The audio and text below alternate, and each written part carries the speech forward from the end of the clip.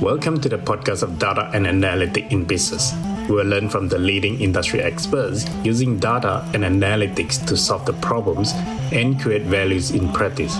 We'll also learn where the industry is heading to and how data and analytics will shape the industry in the future.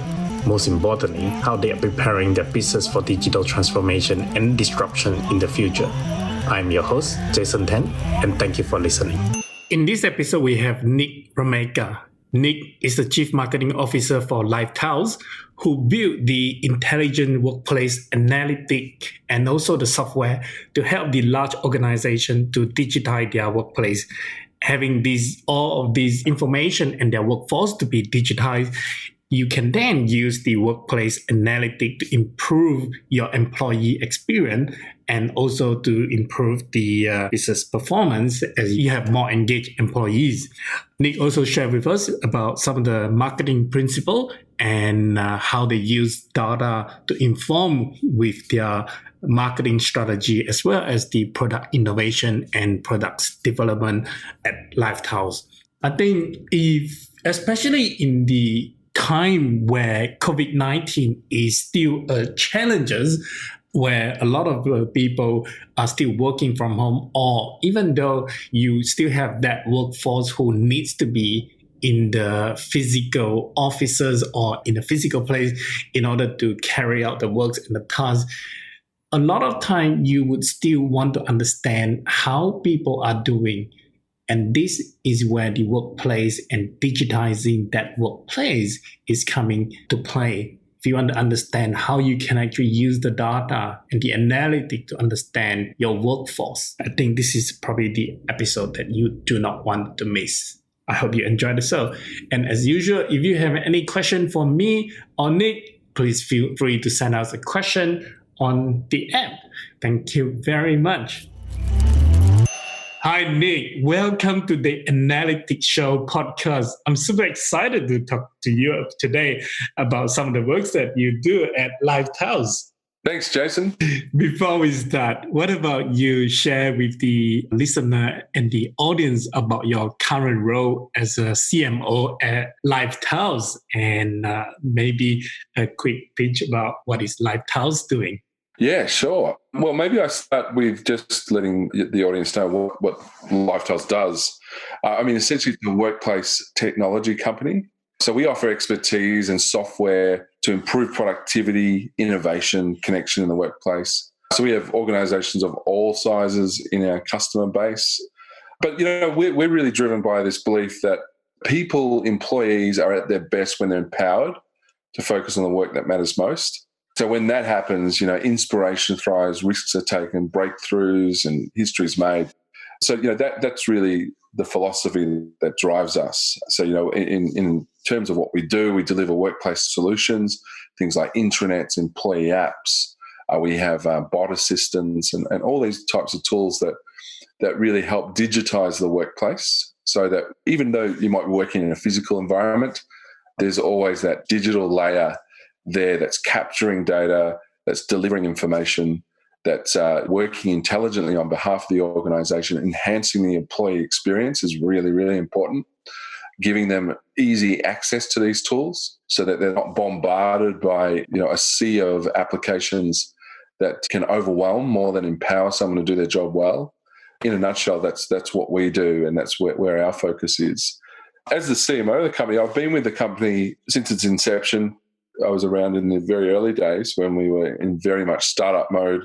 We had a very basic MVP at the time, and the product, it worked, but it certainly had a long way to go in terms of its roadmap. And we were in those early days really just trying to get a hold of innovator audiences to test the products out. And we actually, that's not that long ago. So that was 2015 when we were about 10 or 12 people. We've now grown exponentially over the last 5 years. We were actually listed in March as the fastest growing tech company in Australia by the AFR and the 5th fastest growing overall in Australia. So it's been an amazing experience getting here. And I guess as CMO, the thing I'm really focused on now, and it's been a dynamic journey, in the early days, very much just focused on getting the product out there in any manner, means I could find, partnering with Microsoft and piggybacking on some of these larger organizations to get the word out there was really, really important, and still is. But over the years, we've matured and gone into these next steps of iteration as we've grown as a company. We're really now at the stage where we have some great reach. We've got more than 1,200 customers, almost equating to about 10 million users of our products across the globe. We had 3 acquisitions in the last 2 years. So a little AI company called Hyperfish and a couple of former competitors joined us as well in the last 2 years. So it's been an amazing ride. And I guess, my main focus now is, our team's focus in marketing at LiveTiles is to really get that narrative that's been building over the last so many years, and specifically with the onboarding of these 3 new companies, or these 3 companies that we purchased and have made part of the LiveTiles family. Naturally what comes with that is a lot of different processes, a lot of different products. Sometimes they're horizontal integrations, and that means that they're similar products to the ones you've already got. So working that out and how you cobble those together and unite them so that the customer experience or the user experience is always top-notch. That's really my main focus as CMO right now, is to get that story right. So we've been in a process for the last couple of months, actually longer than that, last 6 months, to rework our brand architecture so that rather than having a house of brands by default and not by design, we would have a much more designed way to help our customers and our partners and our employees navigate our products and what we do.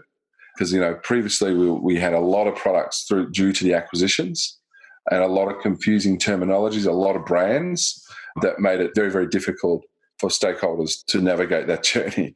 So that's where my main focus is right now. Great stuff.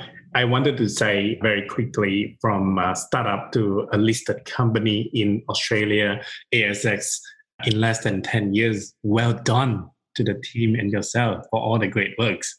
Amazing. Oh, great. Thank you. So I suppose the key bit that I pick up from there is you talk about digitizing the workplace in order to be able to support the employee and making sure that they have a really good employee experience. Do you want to go that a little bit further in explaining what you mean by that? And I suppose the subsequent question that I would come back later is that I think digitizing that workplace is really the key here, because if we cannot digitize, we cannot have data. If we cannot have data, we cannot measure. If we cannot measure, we would not know what to improve or what to drop. And I think it's similar to what you were going through in terms of having so many products because of the acquisition over the year. How do you decide to drop certain product and keep certain product, or combining them together? That all is simply coming from that very simple, that concept. I wouldn't say simple, digitizing in order to be able to capture all those information. Yeah, exactly. I think that's spot on. If you're not digitizing those things, you don't get the benefits of the data. And data in itself and of itself is not that valuable until you draw out those insights and those stories and trends that you can piece together and actually produce some actionable insights. You can't do that without the digital means or the digital hygiene that's required to gather all of that. And, I see it all the time. Even in our own business, I've seen situations where I think, oh, gee, that's not digitized. We're not gathering data on it. Therefore, a lot of that IP is still in people's heads. And it's not meant to take over anyone's job or anything, but unless you get those insights, you can't really make sound decisions on things without that information. And I think what I was referring to before in terms of enhancing the employee experience is to be able to, for example, we have an analytics layer in our products. And the reason we designed that is, we've got a great internet platform that we deploy to many, many of our customers. But that needs to be intelligent. That needs to be able to gather usage and what people are clicking on. And like we do with our websites, we can't imagine a world without Google Analytics or some kind of analytics platform wrapped around it anymore. And I think it's taken a little while for the intranet, the internal internet of an organization to catch up to that. But it's equally important. And if you imagine you've got a company of 10,000, maybe 100,000 people, it's like a small city, you'd want to know what those people are doing. Are they finding the information? Are they spending a lot of their time searching for information? And due to poor search, are they triplicating work? And is there duplications in process? That really does tax and pull on the potential of productivity in that company. It's not feasible to have, if you're spending so much on your top line costs to find out you're only getting half or a quarter of the capacity out of that investment. That immediately, although only implied, affects bottom line. And the implied cost is always the scarier cost, because at least with explicit cost, you know what that cost is. Implied could be anything and everything. You just don't know. And I think it's a bit of a black hole and should make people feel nervous. So I think when we talk about digitizing the workplace, it is not just to have cool tech. It is actually to make people's work more meaningful and return insights back to them to find better ways of working, to find new ways of doing things, so innovation, and then also to enable the employee to navigate their daily routine and to have the very best tools at their fingertips and not to have to spend their skill set just trying to deal with technology, but to harness it. I think, that happens a lot in a lot of industries. I think about some of the education customers I've spoken to, teachers, that most people who sign up to teach just want to teach. They don't want to sit and fiddle around with widgets and technology and PowerPoints and things like that all day. They've got to be teaching children. That's what they are passionate about. That's what they should be doing. And I think if you look at a lot of our technology, we're bombarded by it. And we spend a lot of time trying to work it out. And that's on businesses' time as well. And, businesses don't run on people trying to work out processes. The time spent doing that should be minimized so that the time spent actually processing and getting to the work is maximized. So one of the fundamental beliefs and the way that I operate is that we should always work out what is the customer experience or what is the problem, business objective that we are trying to achieve. Then we work backward using the technology and using the data to be able to enable that. It should never be the other way around. So I suppose before we delve too much in terms of the data and analytics, my question for you is, what are the major elements of a workplace that leads to a lovely and productive culture as you have at LiveTiles, which is what you guys design and enable for the organization? Well, I think we can step away from the technology to talk about those elements. I think we're a values-based organization. We established and so it was a multi-authorship of our company values a couple of years ago. Back in early 2018, we released them, but the process started in 2017. So we were about 2 years old as a business. And we really wanted to avoid cold motherhood type corporate values that were just made up, by head office or the HR department. We really wanted our people at the grassroots level to contribute to this. So it was written by, back then we were about just over 100 people in our employee base. And all of those employees, at least 80% of them, contributed to our values, and they wrote little theses on, little vignettes on what they thought were our values and what we were about.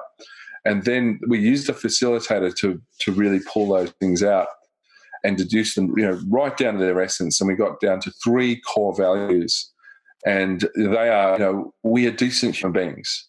So you don't join LiveTiles to become a decent human being. You are a decent human being before you join us. And we don't say that we make decent human beings, we gather them. And we're attracted to decent people with great values, people who have empathy naturally. We don't tolerate racism of any kind. We don't, there's only really one kind, isn't there? Racism is racism, sexism, discrimination of any kind to any group or minority group. So, any signs of that, that's gone. So decent human beings is the most important value. And then there's two others. And the two others is we get shit done. And we don't sit around talking about it all day or needing to have 50 meetings to get to an action, or just have people working in the business who just operate on the economy of just more talk and more meetings.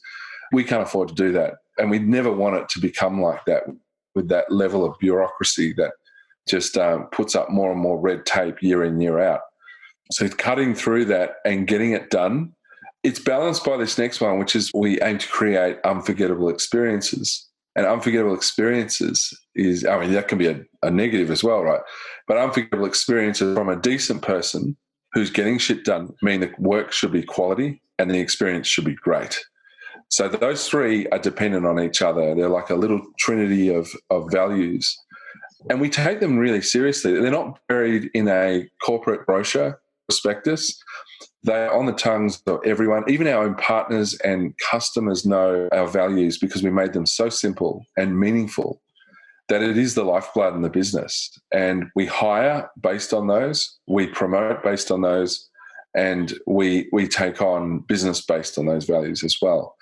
So it holds everyone accountable. No one is immune from these values. Like, you can't be an arsehole and sitting in a management position and you're immune to being, having to comply with these things. No, it's on everyone, and it holds everyone accountable. I think that level of honesty and transparency develops a great culture, and not one of these happy, clappy type cultures where you're just pretending to be positive all the time. I can't stand, I don't think anyone really can stand that kind of false positive. You just can't sustain it. No, it needs to be transparent. Being a decent human being means all the seasons of being a human being. You've got to sometimes do the tough conversations. You've got to be honest. You've got to take criticism as well as give it constructively. None of this sort of saccharine type false, I'm just so positive all the time and I'm out to conquer the world. I think, it's much more nuanced than that. And people feel heard in a culture like that. If it gets too culty and you can't say certain things and you're afraid to say certain things in case you break the culture, I think that's a poor culture because it's not real. And it's almost like joining a cult. And that's what we really push away from. So, yeah, Jason, they're the drivers behind our culture. I think culture is always important to have. One thing I want to set the frame correctly to make sure people get the correct understanding. My question for you, next one, is how is people analytics and workplace analytics related to the product and services offered by LiveTiles? Yeah, sure. Well, I'll start with workplace analytics. So with our LiveTiles intranet platform, we have a module that's attached to that called, analytics, LiveTiles Analytics. And basically what that is that if you're using your intranet, we give our customers the ability to capture analytics and insights on the page usage, then also compliance for policies and procedures. We give them news insights, what's popular, and then it gives the administrators of those products, particularly an intranet product, right, which is infamously difficult a project to do successfully because quite often the intranet is the last platform people go to, and yet it's designed to be, I guess, the village square of the organization or the homepage. And so the analytics gives the administrators instant ability to look at these insights and make changes to the intranet. So you're also using our page designer tool, they're able to very quickly, without really needing to consult IT at all, to make those tweaks, just like you would to your website when you're optimizing it via the insights you might be gathering from behavioral stats on your Google Analytics platform. So that's number one. We've also just developed a product that's come out of our conversations with customers, and COVID-19 has been a real catalyst for it, is with so many migrating to remote work situations and certainly working from home. The thing that a lot of our customers encountered was, yes, they were set up with platforms to enable video conferencing, to be able to access their email and things like that, many of whom are on the Microsoft stack on the Office 365 cloud. So that wasn't a problem. Where some of the gaps really came through was, not being able to walk the floor anymore as a manager. How do you check in with people at scale? How do you know how they're going and how they're coping, like with a work from home situation, or how they're adapting to a new piece of technology? These survey tools that we have are sometimes quite cumbersome to use, because quite often by the time you get a survey, you're outside of the environment or context of what the survey is asking you about. So you lose that ecological momentary assessment that you get when someone's in product or in situ with what you're asking them. So we developed a little polling tool that we call LiveTiles Vibe, and that is a free product. There's no premium attached to this, and we just wanted to get this out to our customers so that they could absolutely send this out, and it basically integrates with their Teams environment, or they can send it out via Outlook, even Slack, and down the track Google. They are able to just pop this little card up that basically says, how are you doing today? And you just put in a mood score, and you get a list of emojis, and you can choose one. And it's anonymous, and it goes right back to the administrator or whoever set that vibe up, and it gives them at scale. So if you can imagine, 5,000 organizations working from home, you don't know who all these people are, and yet, you've got some platforms and things like that. So you can look at their usage, but how are they doing as a people? How are you getting the vibe? That, I think, Jason, we talked about this earlier. When you're in a physical workplace, there are so many cues and physical cues that you have when you're dealing with someone face-to-face that you do not get via video conferencing even. And so you miss those. And this was our way to, I guess, build a bridge in that gap, and also be able to bring back some not sophisticated analytics, right? Not like our analytics module on our intranet platform, but it's enough to start delving into a next level conversation to say, okay, you know what? 30% of our employees are happy with Microsoft Teams, for example, and 70% don't feel like they know how to navigate it properly. So we need to do something about that immediately. I liken it almost to the immediacy of the NPS, the Net Promoter Score. It's not, as a marketer and as a statistician, it's obviously not that deep, but it's fantastic to get something out there, bring it back, and then push you towards a deeper investigation. So I rate the NPS very highly as an immediate thing. I think this is what Vibe will do, and I think down the track we will develop more comprehensive analytics products around that. But yeah, that's a recent one that's just come out of COVID-19. That reminds me of what Jeff Bezos always say, how to look at data and how to look at analytics. One thing that I always get from Jeff Bezos is that you don't want to find out all the measurement only from the P&L. You don't want to find out all the employee engagement in the once a year 365 employee survey, because by that time, it is already too late. But what you were describing over is that LiveTiles vibe, it almost gives you the close to real time of the understanding what is the vibe of the workforce. Are they happy? Are they happy? Are they finding it as a challenge to work from home overall? And if we know it right now, we will then be able to take action to solve it while it still matters, instead of people grumbling and whatever they still remember or not remember to put into that 365. I think that is a great way to how to solve this problem. So I think that is a perfect tool. It is a really good example that you guys are using the data and analytics to enhance the productivity, improve the workplace and teams. Do you have any other example other than that what you guys do at LiveTiles?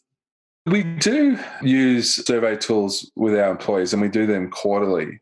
And these are third-party tools, so not our actual own products. But we were really excited to launch LiveTiles Vibe internally to our staff when we sent the first one out 2 weeks ago.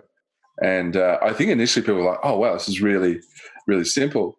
And I was actually unwell that week, and just going back to that term, ecological momentary assessment. So getting the first instinctual answer from the person on the topic, in the topic that you're polling them about. I remember that the question was, how are you feeling today?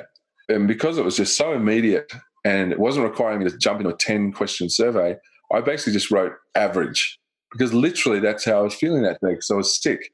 And it was only afterwards I thought, I wish I could do that again, because I probably shouldn't say that, because now the company probably thinks I'm feeling average about the company. And and all that double thinking goes on and second guessing yourself. And I was like, wow, that was just proved to me, just in my instance or my example, that ecological momentary assessment, that it got me right then and there, exactly how I was feeling and why I was sick. So I thought, if you're doing that sort of simple card polling within context and in situ, and you're asking things like that, what do you think of the new logo?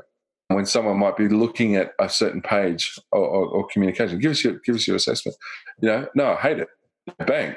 And it's all anonymous, so people can be as trolly as they like or not. But they most importantly, they're being honest.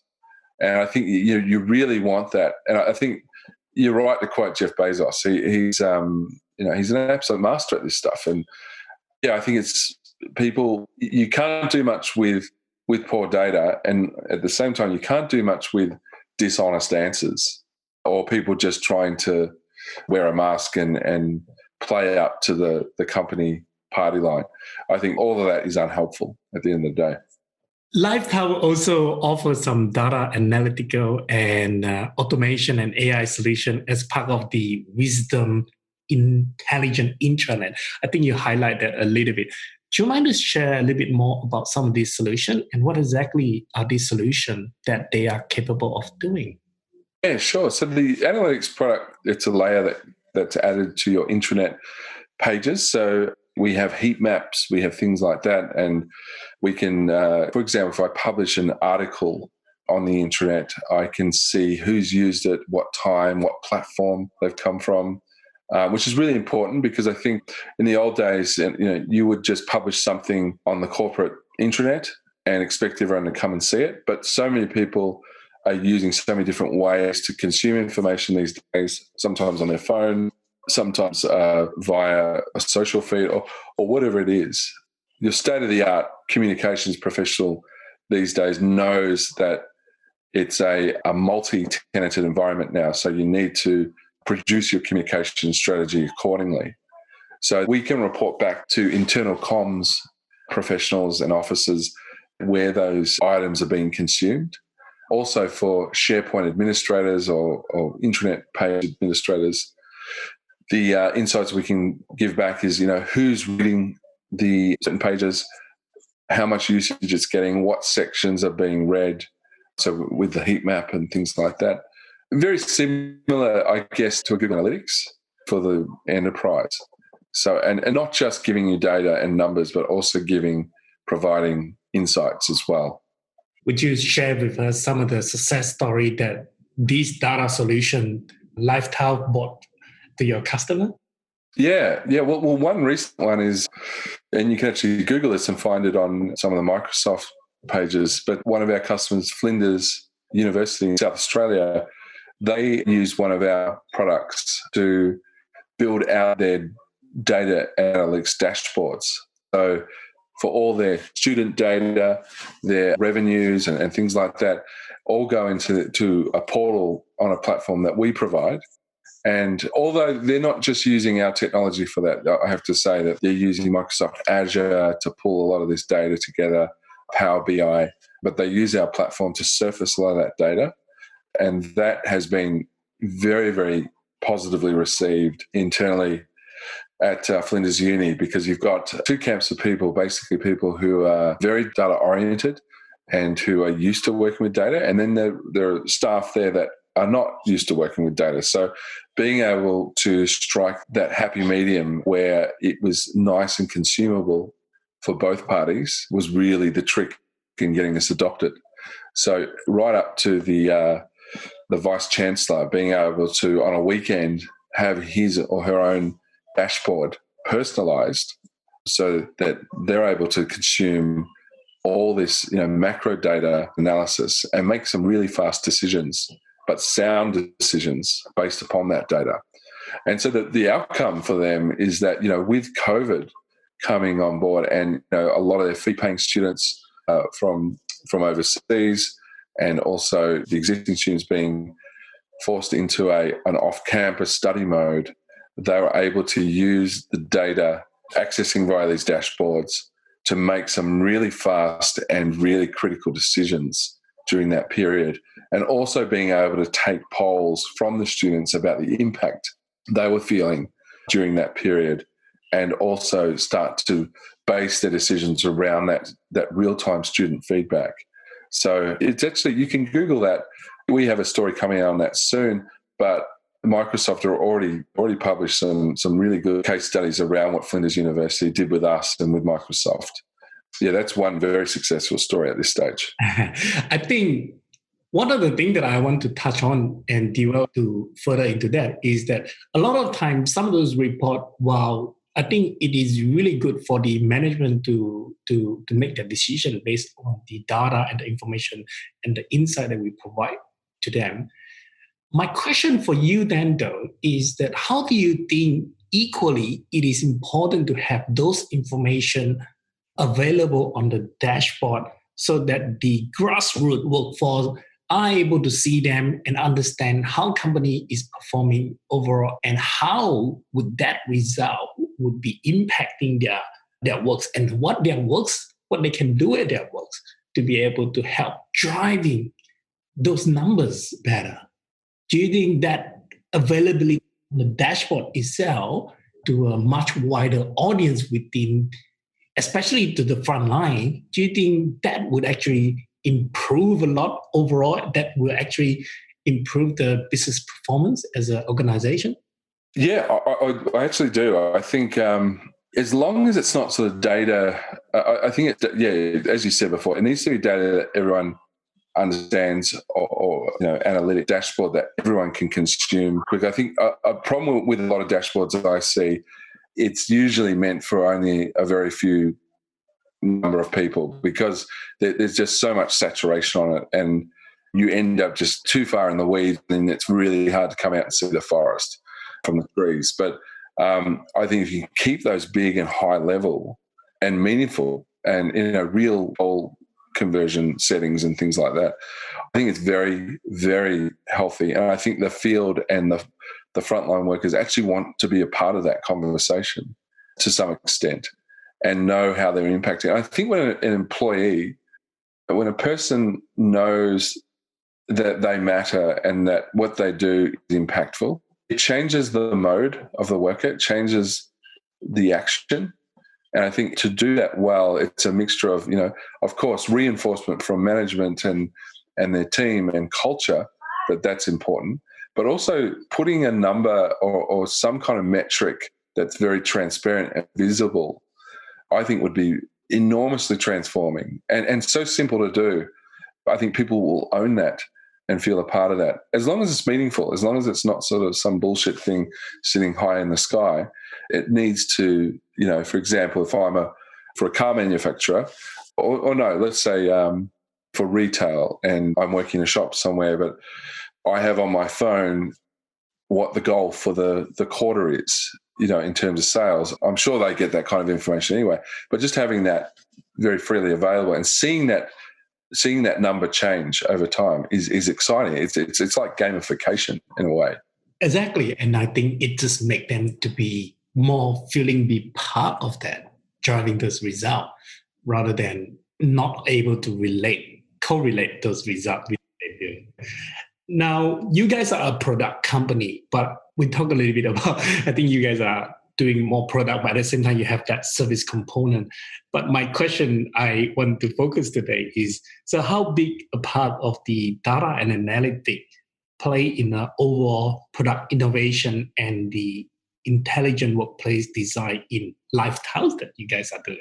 Well, it's very important. And, it's a mixture of qual and quantitative. So qualitative and quantitative data is fed into product innovation. So a lot of that qualitative data will come via the field and from the frontline workers at LiveTiles. So people involved in sales, pre-sales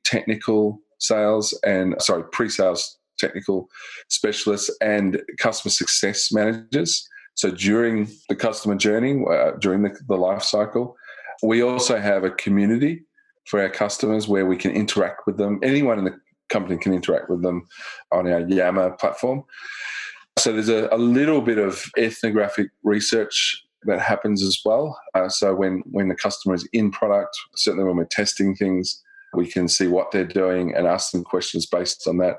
Also for our customer advisory boards to our usage stats. So, whilst we don't retain data on our customers, we can see usage stats on our back end. So we know if a customer's using something or not, and we can spot trends and things through that. But absolutely, I think, of course, our customers look to us to be a leader in many of the respects when it comes to innovation and doing new things and doing them better. But I think when it comes to solving problems for the product managers, they're very tuned in to the data they see and get from the customers, what they're trying to solve. And so our product managers are constantly on the hunt to find better and fresher ways to solve those problems. Yes, we may have solved it with a solution we developed 12 months ago, but our product managers will be looking, is there a better way to solve that problem? Is there a quicker way? Is there a cheaper way even? So it's a constant flow of information that is received at the product end, as well as marketing and the business leadership team. Data has been really, really important all through our journey. In one of your recent webinars, you talk about the pastel analysis for building the framework of what kind of information should be consumed. Would you share with our audience about how this relates to business and building a productive workplace? So on that webinar, I was actually talking to marketers, to marketing mindset. And I just find sometimes, in conversations I have with peers, they spend a lot of their time consuming marketing as a subject. So, and there's so much you can learn, right, in the marketing or any domain that you specialize in. You can just sit in that spot and just eat, drink, sleep, all that stuff. But I think the marketers that I'm really inspired by and professionals are those who, yes, they're really good at what they do, but they have a really worldly framework that informs that expertise. So, I might be an amazing bricklayer and, to pave the most beautiful homes in my area, but if that's all I think about and do all day, that just sort of makes me a savant of what I'm doing. It doesn't really make me open to the winds of change that are always blowing around me. Maybe it doesn't matter if I'm a bricklayer, but in certain professions, I think you have to be tuned into that. And I think the pestle analysis is a great discipline, not really a marketing principle, but it's a marketing, I think marketers should be curious about it. It's something that maybe more sort of business analysts use and things like that. But I've always used it because I've always been interested when I create a marketing plan to look at the political landscape, to look at the environmental, the societal, the technological, the legislative, and of course the economy. And they're really the big themes in any kind of relevant and reputable news media room.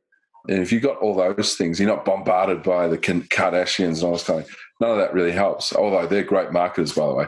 But the pestle for me has always kept me a bit more honest. Sometimes I've got to be honest. I don't always find the political landscape all that interesting, but I know it's really, really important for me to be across that and to make informed judgments. And I think I don't know if COVID is going to bring as much change as we're thinking it will. I think there's definitely changes that are coming. Some shifts. I think there might be some trends that happen. I think we'll see a return to big government, for example. But all these things do impact the way you do business, and business will be impacted by it. So that's really why I think it's critical that, I was just coaching one of my peers in marketing, just saying, you really need to become more curious about things outside of marketing. Customers don't talk about Google Analytics. Customers don't talk about domain authority and all this stuff. You can talk about that till the cows come home. But unless you're really tuning into the bigger themes around the world, all you'll be doing is just putting yourself into a corner, so to speak, and unable to converse and have dialogue on a more mainstream front.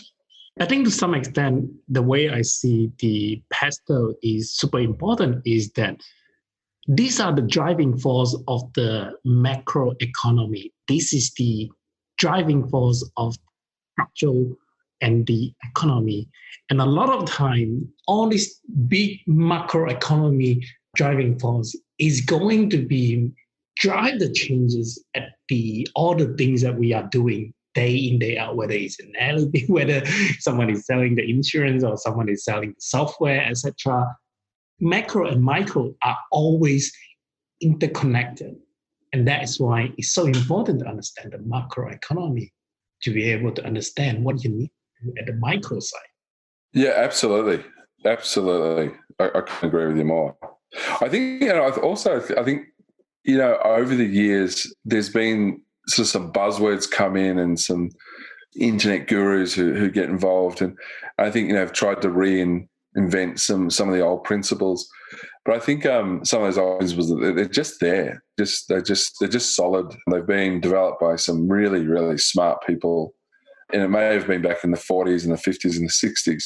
But we're talking about principles. We're not talking about trends or, these are really hardwired things. One of my heroes in the marketing world, he laments that a lot of marketers have really fallen on their own swords by just becoming promoters, and there used to be 4 Ps and a lot of marketing teams now work on the 1P principle, that they just are just mostly concerned with promotion.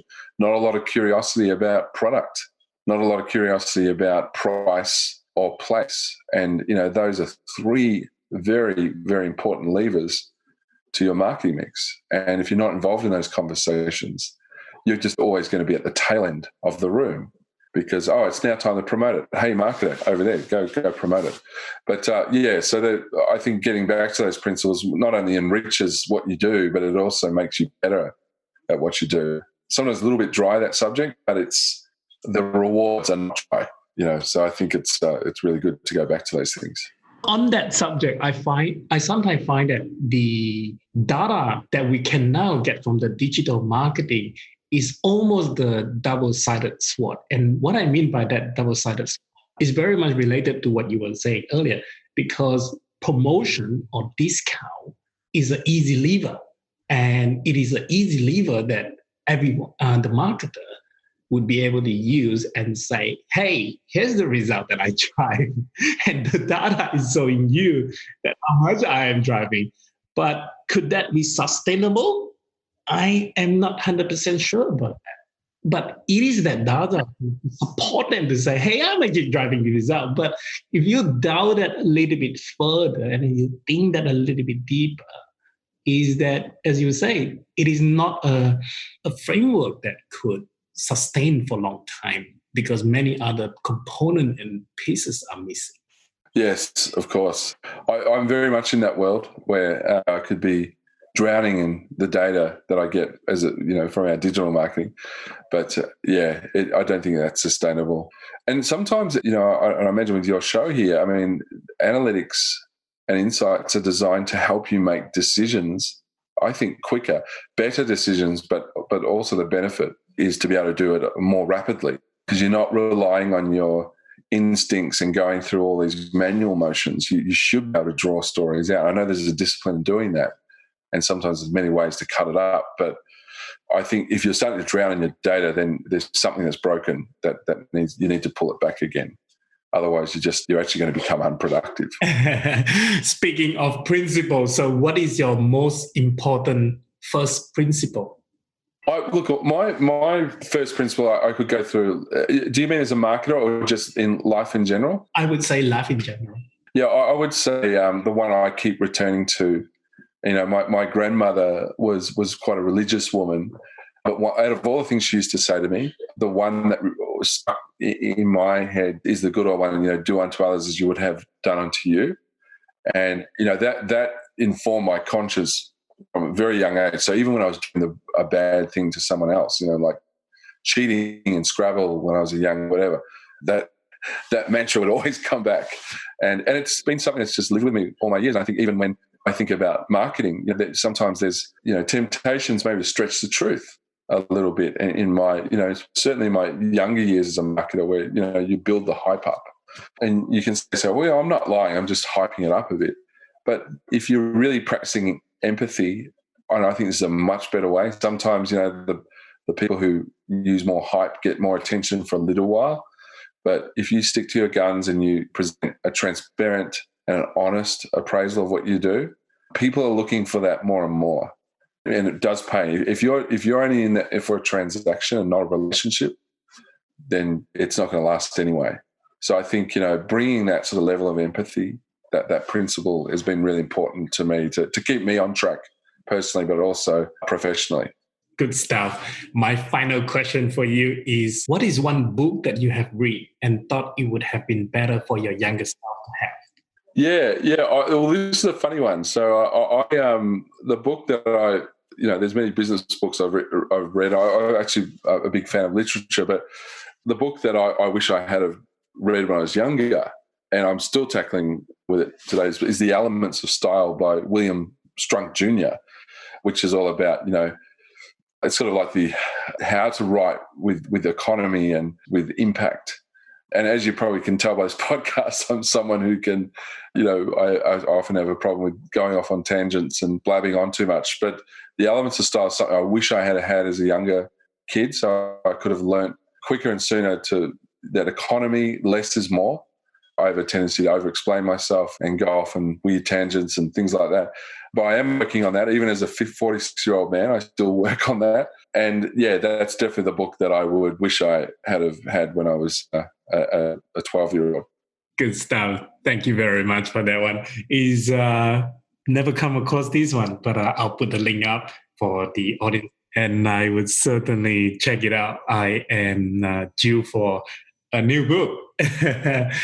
Now, Nick, thank you so much again for the coming on to the analytics. So I am so excited to have you share with us a lot of those how analytic and how to use the digital workplace to improve the employee performance, engagement, that in turn that will help keeping them more informed with those communication, making sure that whatever that the company are putting out are being read, and in turn that will help driving the business performance.